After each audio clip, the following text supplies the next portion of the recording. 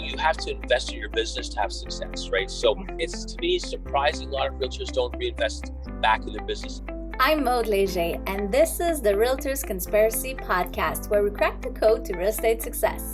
Learn from top realtors, entrepreneurs, and innovators about how to grow your business as we discuss real estate success stories, mindset, processes, motivations, and the key to their success. Check out our podcast episodes every Monday to crack the code to success for your real estate business.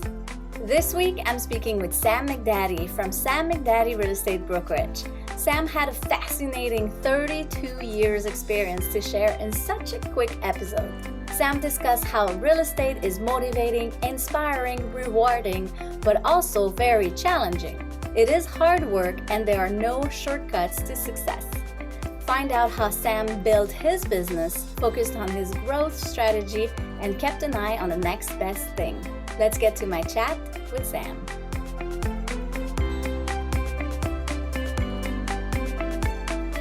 Hi Sam, thanks for joining us on the episode today. Tell us, what is the key to your success?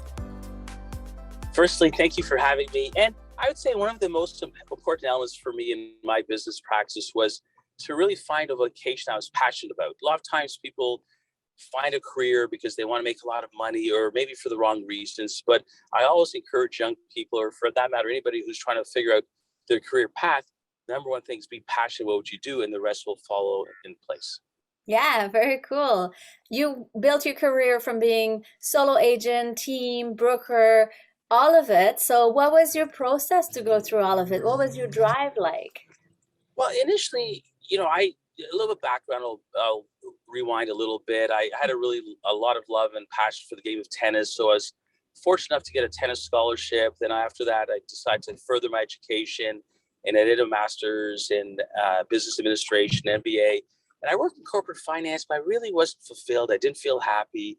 And I thought, I've got to spend the next 40 years in the workplace. I don't want to feel, Sunday night blues or I'm unhappy. And then I stumbled into real estate in the late 80s. And honestly, after I got my license, even though I had some tough years, I just felt I really enjoyed what I was doing. And I thought if I could find success in that journey, then I'd do this forever. And, when I first started off as a solo practitioner, but as the business grew organically, then I started adding pieces to the puzzle. And today, obviously, we've got a pretty good sized team. And I think it's what I call a pretty well-oiled machine.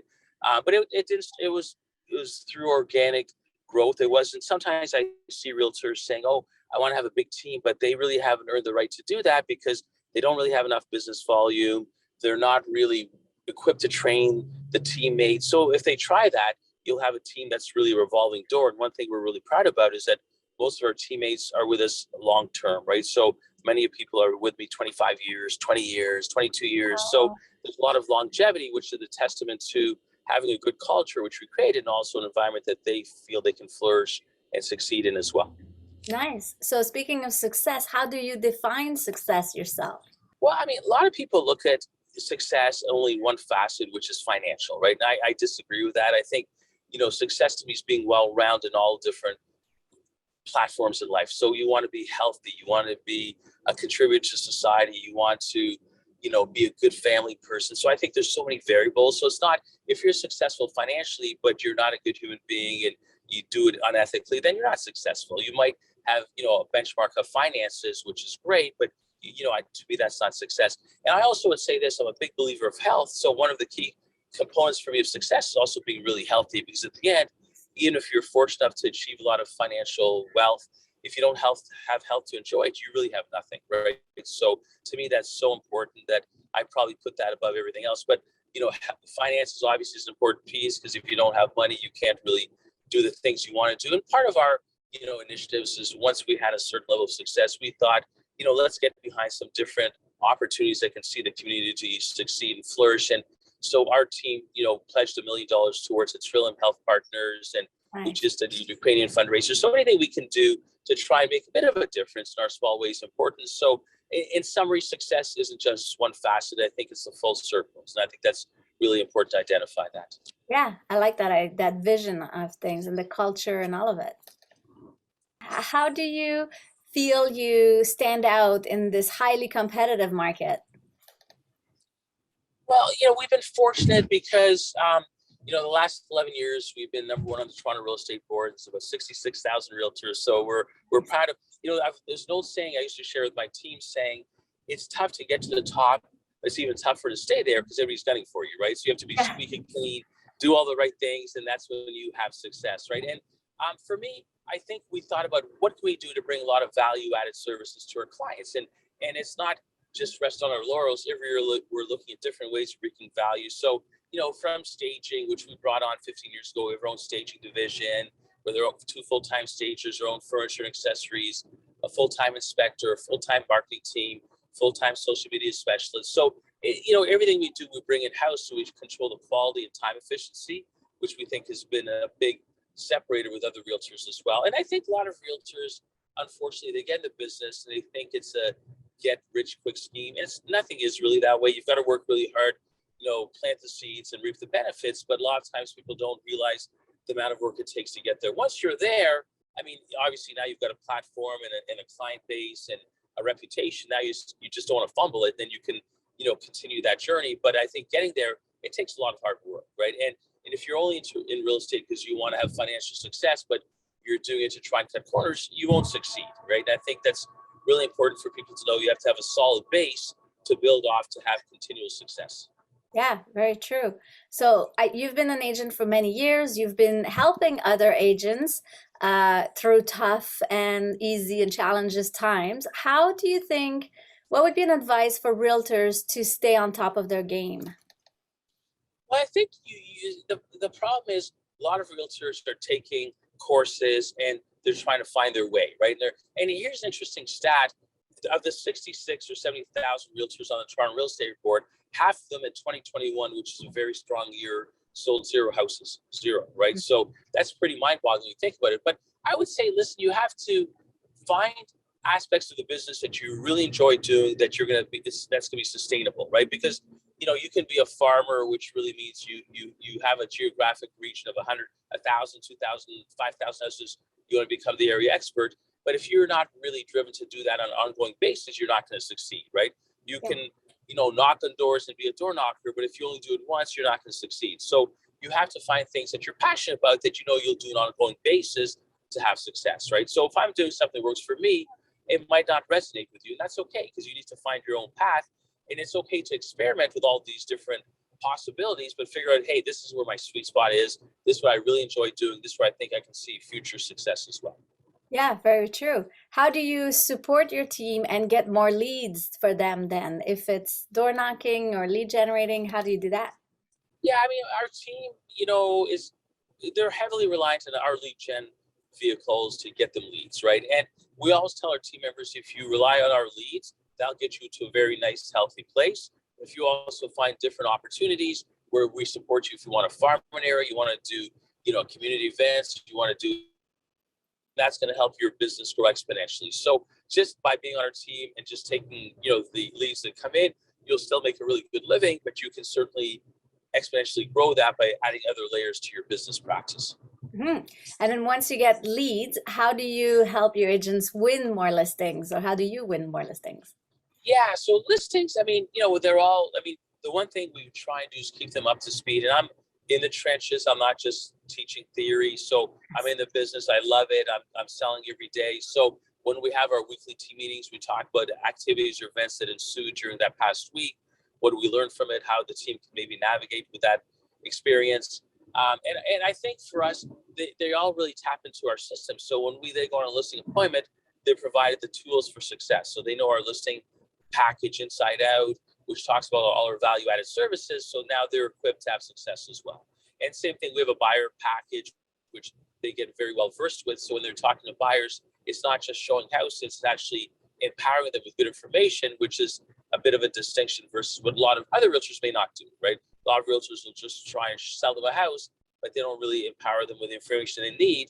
And I think that's really important to build that kind of relationship and connection as well. Yeah, very true. And then if we were to jump on the luxury market, how did you establish yourself as a luxury agent? Well, it wasn't always the case. When I first started off as a first-time buyer specialist, I said, we've got all the tools and we should have a higher percentage of the luxury market because I think we can bring a lot of value to those clients.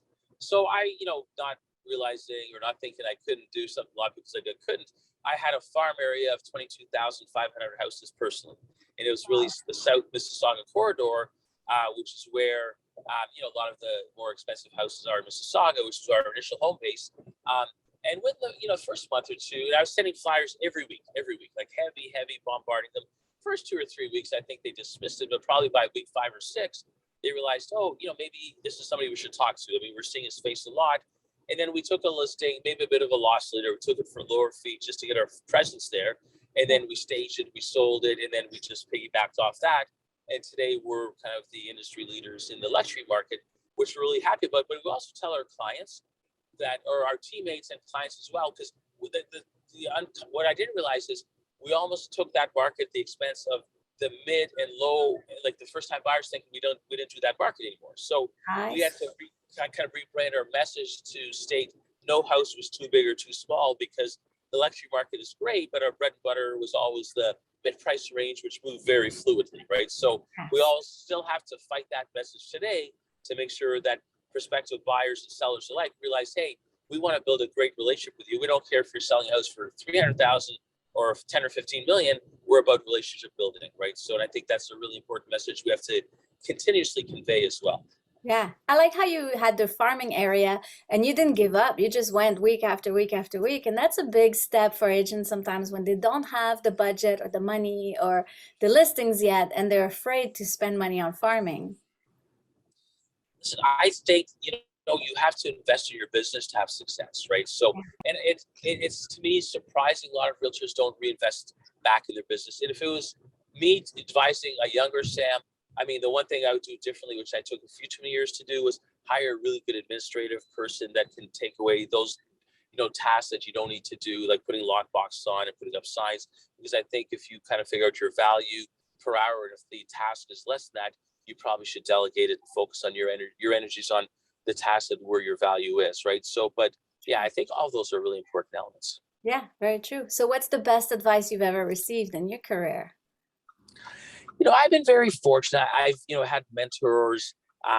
One person named Dave Linegar, who founded Remax, who I looked up to a lot, and Gary Keller, who's Keller Williams. So those are probably two of the biggest real estate operators in the world. And, to me, what I realized is that first, there's no free lunch, right? So people think it's just a get rich quick scheme, which we alluded to earlier, then you probably shouldn't be in this business. So I really believe if you don't focus on the money and you really take great care of your clients, you'll have a thriving business where you get rewarded in spades. But I mean, I think too many people just are, and most, people want a shortcut. They think, I want to be Sam yesterday. Well, Sam took 32 years to get there. So you need to realize there is a curve to get there. And I had my eye on the end goal, and I wasn't going to deviate. I did whatever it took. Listen, my younger years, when I was in my early 20s, mid 20s, I was in real estate. I was basically foregoing all the, opportunities, social opportunities, because I want to make sure I succeed in real estate. There was not an option to fail. I had parents who had a successful business, my dad who lost everything. So my mission, my big driver, my big aha was to take care of my family. So nothing was going to stop you from that, right? So, and I was fortunate. My dad passed away 21 years ago, a week ago. And before he passed away, I'd already bought my parents a house, and he knew his soul was peaceful knowing my mom was going to be taken care of. And that meant everything to me. So. Yeah, that's amazing. That's so great. So 32 years in real estate and doing this as an agent, what are you excited about coming up in the future? Well, what really excites me now is we're first Mississauga based. So we had an office in North Mississauga. In fact, I was with Remax until we parted ways 11 years ago. 11 years ago, May 1st, we started Sam McDadi Real Estate Inc. And we had a North office, which, we had purchased. Then subsequently I bought a South office, and now we've got 5 other offices. So we're really trying to grow our, brand and locations. So we have one in Oakville, one in Milton, one in Hamilton, one in Burlington, and one we bought a spot at Yonge and Lawrence, which we're just renovating. So we're going uptown as well. So I think the growth is really exciting for me to see us take it to the next level. And I think part of that journey is going to include development as well. So we want to, all things real estate. Yeah. A natural progression. We've already purchased a few sites with a few partners where we're going to probably be looking to do, mid, low, high rises, etc. So, we're excited about real estate. And, the thing is, I think if you like what you do, you don't really, people say, Sam, when are you going to retire? I said, never. I love what I do. Why would I retire? I see what COVID did to people who had too much idle time. They were bored stiff, they were depressed, they were anxious. I mean, I might slow down, sure, but I'll never retire. So, 30 years from now, hopefully we still look good. We can do this again. And, I'll be talking about the journeys that we've really enjoyed, right? So, yeah. That's amazing. That's so inspiring. Thank you so much. Thanks for sharing your success, your tips, your advice for realtors. Tell us, where do we find you? You can find me at sam@mcdadi.com, or my direct cell number is 416-801-2400. Amazing. Thank you. What an honor to have you on the episode today. Thank you so much for your time. Yeah, the privilege is mine. Thank you so much for having me. Thank you. Thanks for joining. If you know anyone who could benefit from this episode, please share.